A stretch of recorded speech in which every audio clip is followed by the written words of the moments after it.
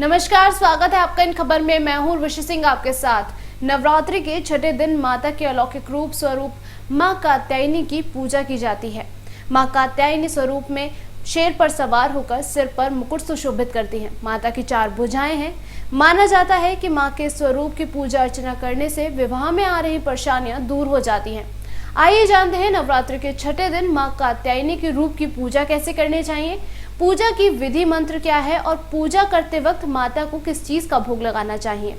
माना जाता है कि मां कात्यायनी को शहद और पीले रंग का भोग अत्यंत प्रिय है। माता को शहद से तैयार हलवे का भोग लगाना चाहिए। नवरात्रि के छठे दिन माता के कात्यायनी स्वरूप की पूजा के लिए आपको सुबह नहाने के बाद साफ वस्त्र धारण करके पूजा का संकल्प लेना है। मां कात्यायनी को पीला रंग बहुत प्रिय है, इसलिए पूजा के लिए पीले रंग का वस्त्र धारण करना शुभ होता है। मां को चावल, रोली, कुमकुम, पीले पुष्प और भोग चढ़ाएं। माता की आरती और मंत्रों का जाप करें। इसके अलावा हम आपको बताएंगे माता कात्यायनी के कुछ रहस्यों के बारे में। मां दुर्गा की छठी विभूति है मां कात्यायनी।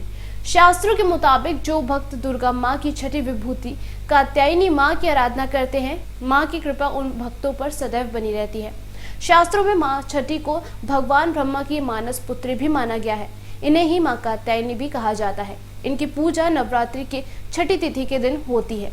छठी देवी मां को ही पूर्वी उत्तर प्रदेश, बिहार और झारखंड में स्थानीय भाषा में छठ मैया कहते हैं। उत्तर प्रदेश के मथुरा के निकट वृंदावन के भूतेश्वर स्थान पर माता के गुच्छा और चूड़ामणि गिरे थे। इसकी शक्ति को उमा और भैरव को भूतेश कहते हैं। यहीं पर आज्ञा कात्यायनी मंदिर शक्तिपीठ भी है, जहां के बारे में कहा जाता है कि यहां पर माता के केश गिरे थे। वृंदावन स्थित श्री कात्यायनी पीठ अज्ञात 51 पीठों में से एक अत्यंत प्राचीन सिद्धि पीठ है।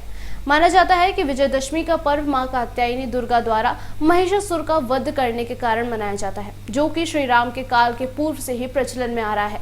इस दिन अस्त्र शस्त्र और वाहन की पूजा की जाती है।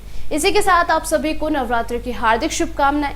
इसी से जुड़ी कई जानकारियों के लिए बने रहिए इन खबर के साथ।